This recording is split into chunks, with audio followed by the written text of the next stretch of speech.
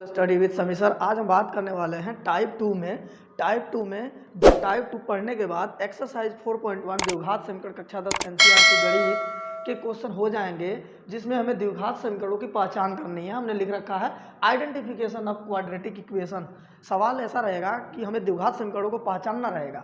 बोलेगा निम्न में से कौन द्विघात समीकरण है। देखो, द्विघात समीकरण होने के कुछ कंडीशन हमने लिखे थे। कंडीशन ये था कि ax square plus b x plus c equal to 0, जहाँ a plus b plus c है ना वास्तविक संख्या हो और a is not equal to 0 हो। क्लियर है बात। तो हम कह रहे हैं कि अगर कोई द्विघात समीकरण होगा तो उसकी शर्तें क्या होनी चाहिए। यहाँ एक बार रिपीट कर देते हैं। द्विघात समीकरण के लिए हमने बताया था, फर्स्ट वीडियो देख लेना, उसमें हमने क्लियर बताया था। द्विघात समीकरण के लिए ax square plus b x plus c equal to 0 हो, जहाँ a b c वास्तविक संख्या हो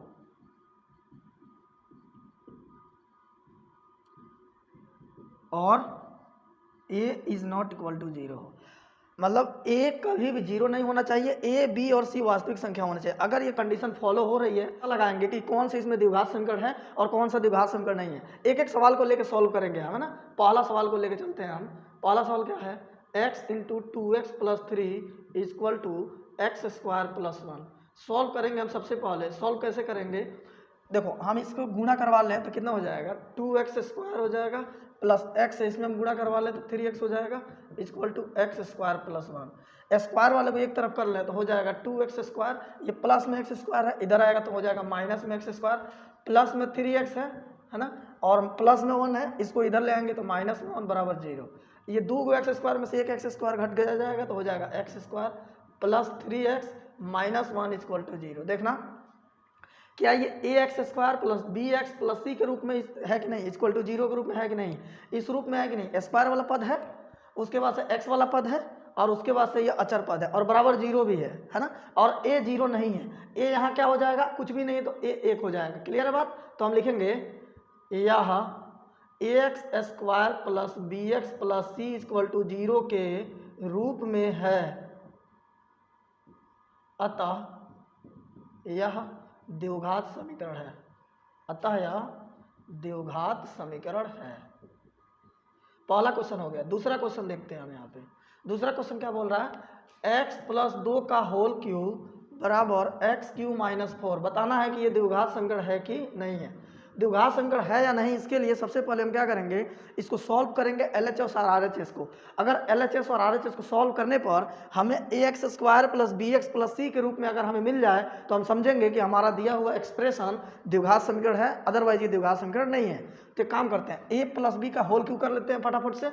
तो a प्लस बी का होल क्यूब का फॉर्मूला हमने, देखो फॉर्मूला के लिए 5 मिनट की वीडियो है, वो जाकर देख लेना, उसमें सारे फॉर्मूले डिस्कस किए हुए हैं। a प्लस बी का होल क्यूब होता है a cube plus b cube 2 का क्यूब और प्लस ए स्क्वायर भी है ना, a 3a square b 3a square और बी मतलब 2 plus 3ab square equal to x cube minus 4। देखना होगा एक्स क्यूब प्लस 2 का क्यूब 8, और ये कितना हो जाएगा 2 2 3 6 x square plus 6 x square plus 4 4 3 कितना 12 x equal to x cube minus 4। देखना प्लस में एक्स क्यूब है, इसको इधर ले आएंगे तो हो जाएगा x cube minus x cube plus 6 x square है ना, प्लस का 8 माइनस का 12 एक्स यहीं रहे, प्लस का 12 एक्स यहीं रहेगा, अब माइनस में प्लस है तो प्लस 4 इधर हो जाएगा बराबर 0। तो देखना ये इससे कट जाएगा तो बचेगा 6 एक्स स्क्वायर प्लस 12 एक्स, और ये हो जाएगा 8 4 कितना प्लस 12 बराबर क्या 0। क्या ये a x square plus b x plus c बराबर 0 के रूप में है कि नहीं है। ए 0 नहीं है, बी भी है, सी भी है। इसका मतलब लिखेंगे यह a x square plus b x plus c equal to 0 के रूप में है ना, अतः यह द्विघात समीकरण है। कैसा द्विघात समीकरण है। दूसरा क्वेश्चन हो गया। तीसरा क्वेश्चन पे हम आते हैं। देखना तीसरा क्वेश्चन पे आते हैं। तीसरा क्वेश्चन क्या दे रहा है, बोल रहा है x minus 2 into x plus 1 equal to x minus 1 into x plus 3। हमें बताना कि ये द्विघात समीकरण है कि नहीं। द्विघात समीकरण नहीं है या है, इसके लिए हमें क्या करना पड़ेगा, सबसे पहले इनको सॉल्व करना पड़ेगा। सॉल्व करने के बाद हम पक्षांतर करके एक साइड में कर लेंगे। उसके बाद से अगर हमारा expression a x square plus b x plus c equal to 0 के फॉर्म में अगर आ जाएगा तो हम कहेंगे कि ये द्विघात समीकरण है, अदरवाइज ये द्विघात समीकरण नहीं है। क्लियर है बात। तो देखना यहाँ पे हम सॉल्व करते हैं। तो सबसे पहले इससे पहला में गुणा करेंगे तो हो जाएगा x square plus x minus का 2x और माइनस प्लस माइनस 2 बराबर क्या हो जाएगा, x square plus 3x minus x और माइनस प्लस माइनस का 3। क्लियर है। तो ये हो जाएगा एक्स स्क्वायर, ये घटेगा तो हो जाएगा माइनस का एक्स माइनस 2 इक्वल टू ये हो जाएगा एक्स स्क्वायर प्लस 3x में से x जाएगा तो हो जाएगा 2x माइनस 3। पक्षांतर करेंगे तो स्क्वायर वाले को एक साइड करो, प्लस में तो इधर आएगा ये एक्स स्क्वायर, ये प्लस में तो आएगा तो minus x square minus x, ये प्लस में 2x तो माइनस में 2x, माइनस 2 यहीं है, ये अब देखना ये माइनस में 3 है तो प्लस में 3 हो जाएगा बराबर क्या हो जाएगा 0। इससे ये कट जाएगा तो हो जाएगा माइनस माइनस प्लस माइनस का 3x और ये हो जाएगा प्लस माइनस माइनस क्या प्लस 1 इक्वल टू 0। एक बात बताओ, क्या ये a x square plus b x plus c equal to 0 के रूप में है क्या? नहीं है, क्योंकि ये स्क्वायर वाला पद यहाँ गायब है। स्क्वायर वाला पद यहाँ क्या है, गायब है। इसका मतलब ए नहीं है यहाँ पे, ये बी एक्स होता है तो बी है यहाँ पे, और ए 0 नहीं होना चाहिए। यहाँ पे ए गायब है, इसका मतलब ए 0 है। तो लिखेंगे यह कुल मिला जुला के द्विघात समीकरण है। इसका मतलब घात 2 है कि नहीं है? यहाँ घात कितना 1 है, तो कहाँ हो रहा है, ये द्विघात समीकरण थोड़ी हो रहा है। घात 2 होना चाहिए। यहाँ पे घात 2 हो रहा था कि नहीं हो रहा था, तो द्विघात समीकरण हो गया। यहाँ घात कितना हो रहा था, इस वाले समीकरण में कहाँ गया, इस वाले समीकरण में भी घात कितना हो रहा था 2 हो रहा था, लेकिन यहाँ घात कितना हो रहा है 1 हो रहा है। तो ये द्विघात समीकरण थोड़ी ना होगा। बस यही देखेंगे हम द्विघात समीकरण में। लिखेंगे यह a x square plus b x plus c equal to 0 के रूप में नहीं है, रूप में नहीं है, अतः यह द्विघात समीकरण नहीं है। कैसा, द्विघात समीकरण नहीं है। हो गया, तीसरा नंबर क्वेश्चन भी हो गया। अब चौथा नंबर क्वेश्चन करते हैं, इसको डिलीट कर देते हैं, है ना। हाँ, ये देखते हैं चौथा नंबर क्वेश्चन को हम देखेंगे कि द्विघात समीकरण है कि नहीं। द्विघात समीकरण है या नहीं है, इसके लिए हम समीकरणों को सॉल्व करेंगे। अब पक्षांतर करने के बाद अगर अधिकतम घात 2 मिल जाए तो वो द्विघात समीकरण होगा, अधिकतम घात अगर 2 नहीं होगा तो वो द्विघात समीकरण नहीं होगा। सिंपल है। तो शुरू करते हैं। देखो इधर वाले को तो हम कुछ कर नहीं सकते, ये तो पहले से सिंप्लीफाई है, तो हम ऐसे ही लिख देंगे x square plus 3x plus 1 equal to a minus b का होल स्क्वायर। इसको तोड़ेंगे, फार्मूला के लिस्ट है ना, 5 मिनट की वीडियो अपलोडेड है, देख लेना वीडियो, फार्मूला अगर याद नहीं होगा तो ये हो जाएगा ए माइनस बी का होल स्क्वायर हो जाएगा ए स्क्वायर माइनस 2, ए का काम करेगा एक्स, बी का काम करेगा 2 और प्लस बी का स्क्वायर मतलब 2 का स्क्वायर। ये हो जाएगा x square plus 3x plus 1 equal to x square 2 दूना का 4x माइनस का 4x प्लस का 4। स्क्वायर वाले को एक साइड करेंगे तो प्लस में, तो इधर आएगा माइनस में x square minus x square plus 3x। ये देखना माइनस में 4x है तो प्लस में 4x हो जाएगा बड़ा, और ये प्लस 1 यहाँ है और ये प्लस 4 है तो इधर आएगा तो माइनस 4 इक्वल टू 0। इससे ये कैंसिल हो जाएगा तो बचेगा कितना 7x, और यहाँ हो जाएगा कितना देखना प्लस माइनस माइनस, तो ये माइनस का 3 इक्वल टू 0। अच्छा ये बताओ ये द्विघात समीकरण है क्या? द्विघात समीकरण होने के लिए घात कितना होना चाहिए 2, द्विघात मतलब घात 2 हो। यहाँ घात तो 1 हो रहा है, इसका मतलब ये x square plus b x plus c equal to 0 के रूप में नहीं है। तो लिखेंगे यह a x square plus b x plus c equal to 0 के रूप में नहीं है, अतः यह द्विघात समीकरण नहीं है। क्लियर है बात। अगला एक और लास्ट क्वेश्चन यहाँ 5वां नंबर यहाँ पे कर लेते हैं, ध्यान देना। 5वां नंबर क्वेश्चन क्या है, 5वां नंबर क्वेश्चन है x माइनस 2 का whole square plus 1, x minus 2 का whole square plus 1 equal to 2x plus 3। देखना क्या हो जाएगा, यहाँ पे सॉल्व करते हैं हम। इसको हम एक्सप्लेन कर सकते हैं a माइनस बी का होल स्क्वायर के रूप में, तो हो जाएगा ए स्क्वायर माइनस 2, ए का काम करेगा x, बी का काम करेगा 2 और प्लस 2 का स्क्वायर इक्वल टू ये हो जाएगा प्लस का 1 भी तो है इसके साथ, तो प्लस 1 इक्वल टू ये हो जाएगा 2x प्लस 3। देखना एक्स स्क्वायर माइनस 2 दूना 4x plus 4 plus 1 equal to 2x plus 3। ये हो जाएगा एक्स स्क्वायर -4x, ये प्लस में 2x है तो इधर आएगा तो हो जाएगा -2x प्लस ये 5 हो जाएगा, ये प्लस में 3 है तो इधर आएगा कितना -3 इक्वल टू 0। ये हो जाएगा x², ये माइनस माइनस प्लस तो माइनस का 6x और ये प्लस माइनस माइनस प्लस का 2 बराबर 0।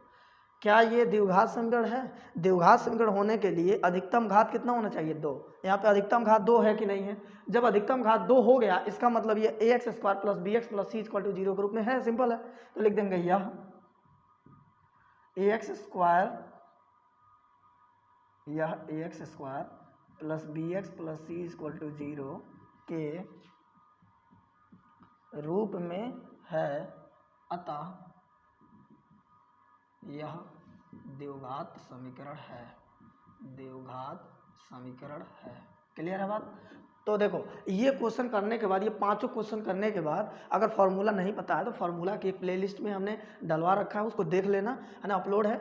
और जैसे ही ये कोई 5 क्वेश्चन कर लेते हो, एक्सरसाइज 4.1 के सारे क्वेश्चन दिए हुए हैं जिसमें द्विघात समीकरण पहचान करना है, वो सारे क्वेश्चन हो जाएंगे। ठीक है, अगला टाइप का क्वेश्चन देखते हैं।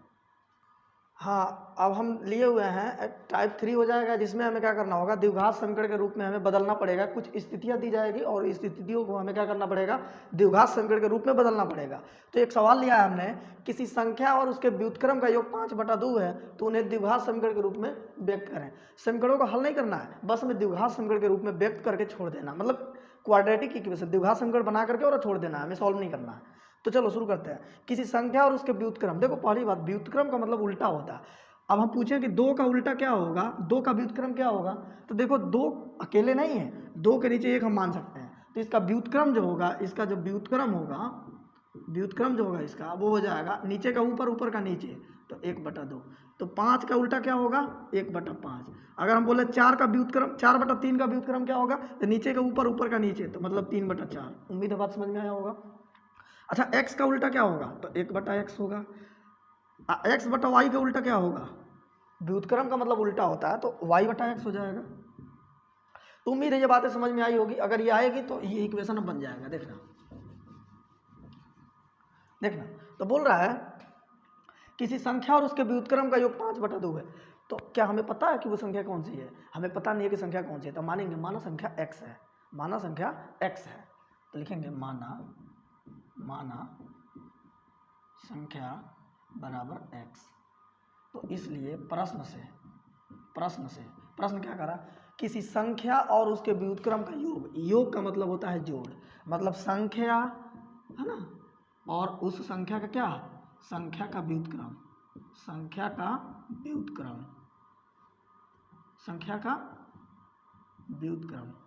का योग कितना हो रहा है, 5/2।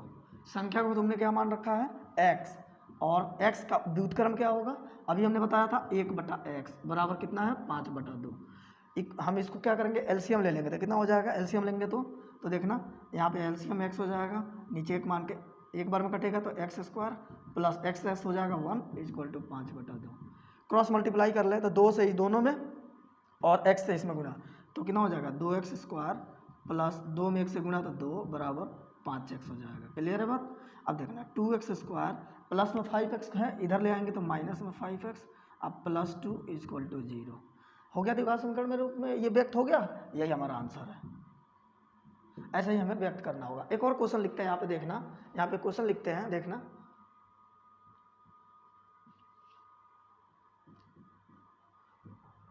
दो क्रमागत संख्याओं का गुणनफल, दो क्रमागत संख्याओं का गुणनफल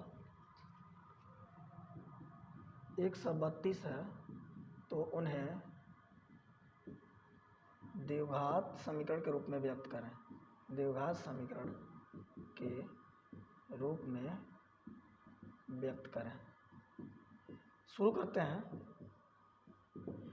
दो क्रमागत, क्रमागत का मतलब होता है क्रम से। अगर हम बोलते हैं चार के बाद जस्ट क्या आएगा, तो क्रमागत का मतलब होता है एक अधिक, है ना, तो क्रमागत का मतलब एक अधिक, तो 4 में 1 जोड़ देंगे तो कितना हो जाएगा, 5।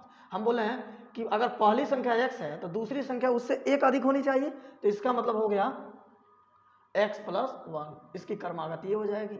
तो वही बोल रहा है, दो क्रमागत संख्याओं का गुणनफल 132 है तो उन्हें द्विघात समीकरण के रूप में व्यक्त करो।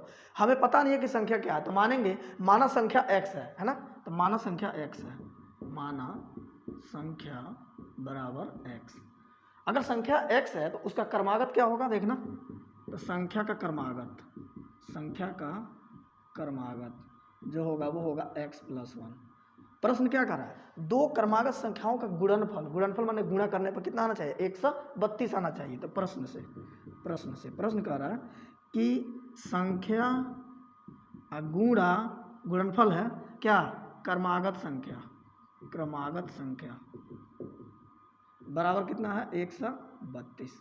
तो देखना संख्या को हमने क्या मान रखा है x, और क्रमागत संख्या क्या निकल के आई है, क्रमागत का मतलब 1 अधिक x + 1 बराबर 132। द्विघात समीकरण के रूप में हमें व्यक्त करना है, तो अब ये द्विघात समीकरण हो जाएगा, गुणा कर लेते हैं, x² + x, अब प्लस में 132 है तो इधर ले आ देंगे 132 = 0। ये हो गया आंसर हमारा। अगला क्वेश्चन करते हैं,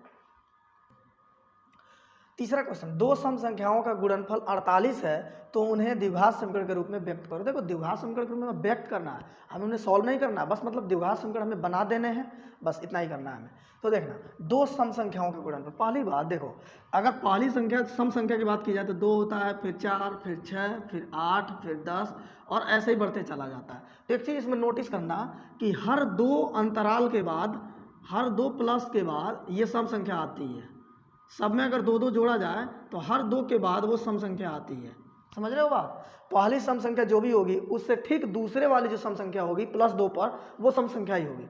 तो हमें तो पता है नहीं कि कौन सी सम संख्या, अगर हम सम संख्या को x मान लें तो इसके बाद दूसरी संख्या कौन सी होनी चाहिए, x + 2, उससे 2 ज़्यादा, तो दूसरी सम संख्या कौन सी होगी, x + 2। बस इतना बात समझ में आ रहा है, काम हो गया। तो देखना यहाँ पर हम लिखेंगे माना पहली सम संख्या बराबर x, तो दूसरी सम संख्या क्या होगी, दूसरी सम संख्या जो होगी वो हो जाएगी, अभी हमने बताया सम संख्या +2 के बाद आती है तो x + 2 हो जाएगी। अब प्रश्न बोल रहा है दो सम संख्याओं का गुणनफल माने गुणा करने पर, तो प्रश्न कह रहा है कि पहली वाला और गुणा दूसरी वाला का गुणनफल कितना हो रहा है, 48 हो रहा है। तो पहली को हमने क्या माना x, दूसरी को माना हमने x + 2 बराबर कितना 48, गुणा कर लेते हैं तो हो जाएगा x² + 2 में x से करेंगे तो 2x, प्लस में 48 है तो आएगा माइनस में 48 बराबर क्या 0। काम हो गया, बस इतना ही काम करना था। एक और क्वेश्चन देखते हैं हम आगे। एक आयताकार भूखंड का क्षेत्रफल 528 मीटर स्क्वायर है, क्षेत्र की लंबाई चौड़ाई के दुगुने से 1 मीटर अधिक है, हमें भूखंड की लंबाई और चौड़ाई ज्ञात करनी है। देखो इसमें सबसे पहले हमें द्विघात समीकरण बनाना है और फिर से द्विघात समीकरण बनाने के बाद लंबाई और चौड़ाई को ज्ञात करना है, सही है बात। अब देखना यहाँ पे बात क्या बोल रहा है, ये आयताकार भूखंड है सबसे पहले, है ना, एक आयताकार भूखंड हम बना लेते हैं, मतलब ये तो आयताकार भूखंड है, तो बोल रहा है इसका क्षेत्रफल है 528, कितना है ये 528 मीटर स्क्वायर है, सही है। अब बोल रहा है कि क्षेत्र की लंबाई, ये जो लंबाई है, ये लंबाई क्षेत्र की जो लंबाई है चौड़ाई के दुगुने से 1 मीटर अधिक है, तो ये चौड़ाई के दुगुने से 1 मीटर अधिक है ये वाला। तो चौड़ाई को अगर हम x मान लें तो ये चौड़ाई के दुगुना से 1 अधिक है, तो दुगुना 2x होगा अब +1। बस इतना बात क्लियर हो तो हम बता दें आयत का क्षेत्रफल जो होता है वो होता है लंबाई गुणा चौड़ाई, सही है बात। तो हम लिखेंगे माना आयताकार भूखंड की चौड़ाई x मीटर, तो उसका लंबाई हो जाएगा 2x + 1 मीटर, क्योंकि यहाँ पे सवाल बोल रहा है कि लंबाई चौड़ाई के दुगुने से 1 मीटर अधिक है, क्लियर है बात। तो लिखेंगे माना भूखंड की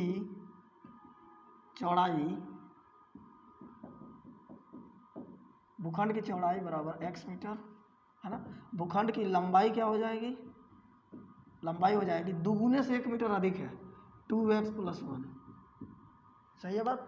अब बोल रहा है कि उसका क्षेत्रफल 528 है, कितना है 528 है, तो क्षेत्रफल बराबर होता है लंबाई गुणे चौड़ाई, आयत का क्षेत्रफल होता है।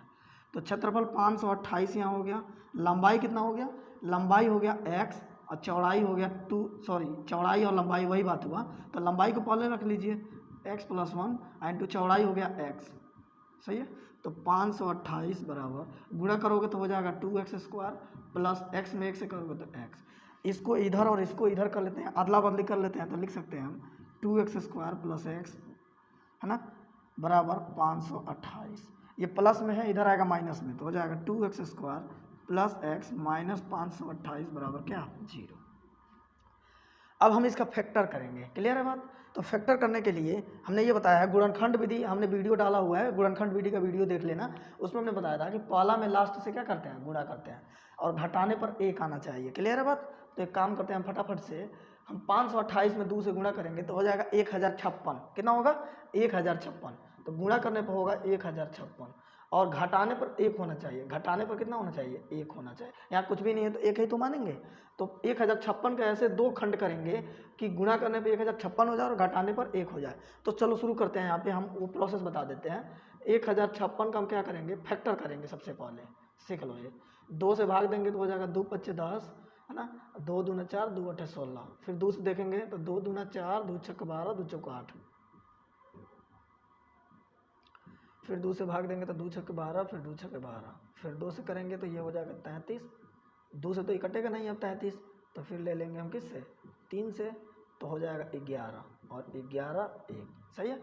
अब हमें क्या करना है, हमें ऐसे 2 टुकड़े करने हैं कि 1056 गुणा करने पे हो जाए और घटाने पर 1 हो जाते। काम करते हैं हम अपने मन में, है ना, 2 दूना 4 दूना 8, है ना, 8, 2 दूना 4 दूना 8 दूना 16 दूना 32, मान लो हम ले लेते हैं 32, और ये ले लेते हैं 11 3 33, 32 और 33 गुणा करके देख लेते हैं। 32 और 33 में क्या 1056 हो रहा है, देख लो, 32 और 33 में देख लेते हैं, 32 3 96, है ना, और 32 3 फिर से 96, 6 9 6 15 के 5, 1056, बिल्कुल सही है। और देखना, हमने जब ये पूरा लिया, 2 दूना 4 दूना 8 दूना 16 दूना 32, 32 एक खंड हो गया, दूसरा 11 3 33, है ना, तो दूसरा 33 हो गया। अब हमें क्या लाना है, +1 लाना है, तो इसका मतलब इसको माइनस में कर लेंगे और इसको प्लस में, तो घटा के देख लेना, +1 हो जाएगा। इसका मतलब प्लस का माइनस का 32 और प्लस का 33, ये हमारा फैक्टर हो जाएगा। उम्मीद है बात समझ में आई होगी। गुणनखंड वाला जो वीडियो है वो देख लेना, पार्ट 1। तो शुरू करते हैं यहाँ पे, 2x² प्लस एक्स में कौन सा है, 33, सवाल एक्स में है तो x माइनस 32 एक्स अब माइनस 528 बराबर क्या, 0। यहाँ से यहाँ अलग और यहाँ से यहाँ अलग, तो इसमें हम कॉमन करेंगे तो देखना यहाँ से कुछ भी कॉमन नहीं है, केवल x कॉमन होगा, तो x कॉमन होगा तो यहाँ हो जाएगा 2x, अब प्लस 2 से तो ये मतलब x कट जाएगा तो बचेगा 33, माइनस यहाँ पे हम 32 कॉमन कर लेंगे, कितना, 32, यहाँ पे जो कॉमन होगा वो हो जाएगा 16, क्योंकि यहाँ हमें 2x भी तो लाना है, तो 2x तभी तो आएगा जब 16 हम कॉमन करेंगे, तो हो जाएगा यहाँ पे 2x, यहाँ माइनस है तो माइनस ले लिए तो यहाँ प्लस हो जाएगा, 16 से भाग देंगे तो ये 33 बार में जाएगा, डिवाइड करके देख लेना।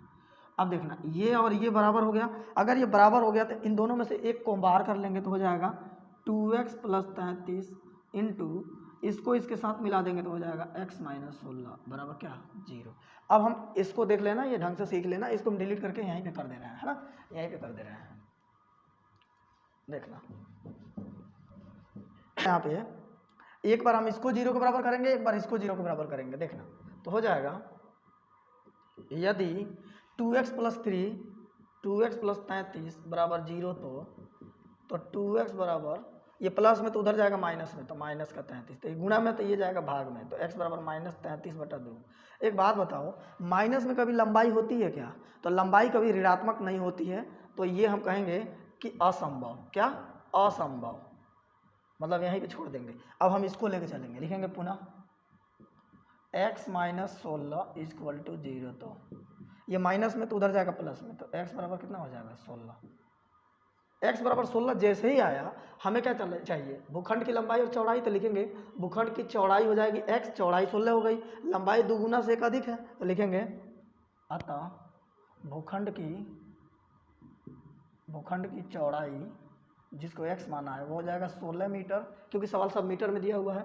अब भूखंड की लंबाई जो है जिसको हमने 2x प्लस 1 माना है, तो 2 गुणे x की जगह पर 16 अब प्लस 1, तो 16 दूना 32 है 1 33 मीटर। उम्मीद है बात समझ में आया होगा, यही सवाल का उत्तर है, ठीक है। अगला एक लास्ट क्वेश्चन देखते हैं। रोहन की माँ उससे 26 वर्ष बड़ी है, 3 वर्ष बाद उनकी आयु का गुणनफल 360 हो जाएगी, रोहन की वर्तमान आयु ज्ञात करिए। हमें पता ही नहीं है रोहन कितने साल का है, तो मानेंगे माना रोहन की वर्तमान आयु x वर्ष है, क्लियर है बात। तो माना रोहन की वर्तमान आयु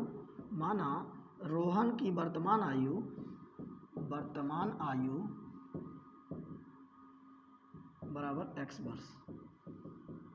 तो बोल रहा है रोहन की माँ उससे 26 वर्ष बड़ी है। 26 वर्ष बड़ी है मतलब 26 अधिक है, सही है। तो हम लिखेंगे रोहन की माँ की आयु, रोहन की माँ की वर्तमान आयु कितना हो जाएगा x प्लस 26 वर्ष। लेकिन बात ये नहीं बोला है, ये बोला 3 वर्ष बाद उनकी आयु का गुणनफल 3 से 60 होगी। देखो 3 वर्ष बाद रोहन भी 3 साल बढ़ेगा और उसकी मम्मी भी 3 साल बढ़ेंगी। क्लियर है? तो देखते हैं 3 वर्ष बाद रोहन की आयु अभी रोहन कितने साल का है, x वर्ष का है। तो 3 साल बाद ये कितने का हो जाएगा, x प्लस 3 हो जाएगा। तो हो जाएगा x प्लस 3 वर्ष। अच्छा, तो 3 वर्ष बाद रोहन की माँ की आयु कितना हो जाएगा, x प्लस 26 तो ये है ही, अब प्लस 3 और हो जाएगी, तो हो जाएगी कितनी, x प्लस 29 वर्ष। उम्मीद है बात समझ में आया होगा।